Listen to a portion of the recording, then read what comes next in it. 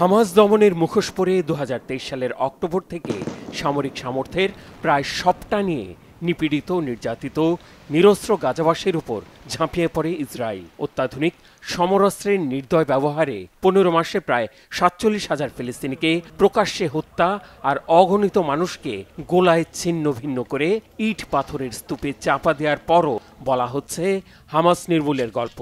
আলোচনা আর বিশ্লেষণে ঘুরে ফিরে এসেছে হামাসের অতর্কিত হামলায় ইসরায়েলের সামরিক দম্ভ, গুড়িয়ে যাওয়ার লজ্জা। এর থেকে দৃষ্টি ফেরাতে গাজায় চরম প্রতিশোধের বর্বরতা চালিয়েও শেষ রক্ষা হলো না।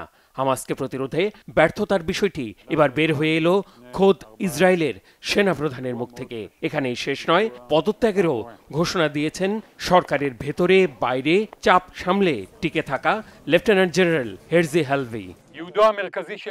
ইসরায়েলের প্রতিরক্ষা বাহিনীর প্রধান লক্ষ্য জনগণকে সুরক্ষা দেয়া। আমরা ব্যর্থ হয়েছি। এই ব্যর্থতার সম্পূর্ণ দায় নিচ্ছি আমি। সামরিক বাহিনী আমাকে শিখিয়েছে অর্পিত দায়িত্বগুলো সব শেষ হওয়ার পরই অভিযানের সমাপ্তি হয়। সব জিম্মি মুক্তির পরই অভিযান সমাপ্ত হয়। তদন্তের পরই অভিযান শেষ হয়। সেনাপ্রধান হালভি জানিয়েছেন পদত্যাগ করবেন আগামী ৬ মার্চ। প্রতিরক্ষামন্ত্রী ইসরায়েল কার্জের কাছে দেয়া পদত্যাগপত্রে লিখেছেন, জনগণের নিরাপত্তা নিশ্চিত করতে তার নেতৃত্বাধীন সামরিক বাহিনীর ব্যর্থতা প্রতিদিন, প্রতি ঘন্টা, এমনকি আজীবন তাড়িয়ে ফিরবে।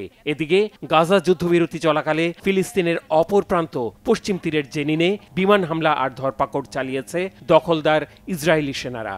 এতে অন্তত ১০ জন ফিলিস্তিনি নিহত ও ৩৪ জন আহত হয়। বাধা দেয়া হয় আহতদের বহন করা অ্যাম্বুলেন্সের চলাচলে। শুধু কালকিয়া শহর থেকেই অন্তত ৬০ জনকে আটক করে নেওয়া হয়েছে অজ্ঞাত গন্তব্যে।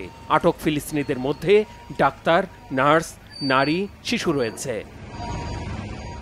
দখলদারদের মুহুর্মুহু গোলায় প্রায় মাটির সাথে মিশিয়ে দেয়া গাজা ভূখণ্ডে ফেরার ঢল অব্যাহত আছে। বাতাসে বারুদ আর পচা গলা লাশের দুর্গন্ধ। সবশেষ রেখে যাওয়া বাড়িঘরের স্মৃতির লেশমাত্র না পেলেও নিখোঁজ প্রিয়জনের লাশের খুঁজে ধ্বংসস্তূপ সরানো আর মাটি খোঁড়ার কাজে নেমেছেন অনেকে। এতে যুদ্ধবিরতি শুরুর প্রথম দুদিনেই পাওয়া গেছে অন্তত ১২০টি লাশ। এমন পরিস্থিতিতে যুদ্ধবিরতির শর্ত মেনে গাজায় ঢুকেছে ত্রাণের বহর। মঙ্গলবার তৃতীয় দিনের মতো প্রায় ৯০০টি ত্রাণবাহী ট্রাক গাজায় ঢুকেছে বলে জানিয়েছেন জাতিসংঘের বিশেষ সমন্বয়ক মোহান্নাদ হাদি। বলেছেন, ৩ দিনে ২,৪০০-র বেশি মানবিক সহায়তাকারী ট্রাক ঢুকলেও ত্রাণের লুটপাট ঠেকানো যাচ্ছে না।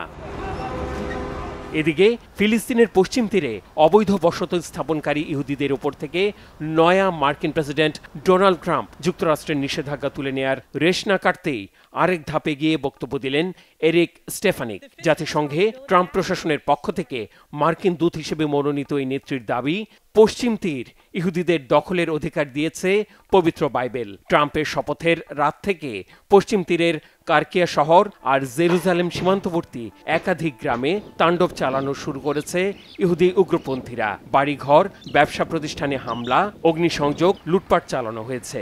ব্যাপক মারধর আর হামলায় আহত হয়েছেন ফিলিস্তিনিরা।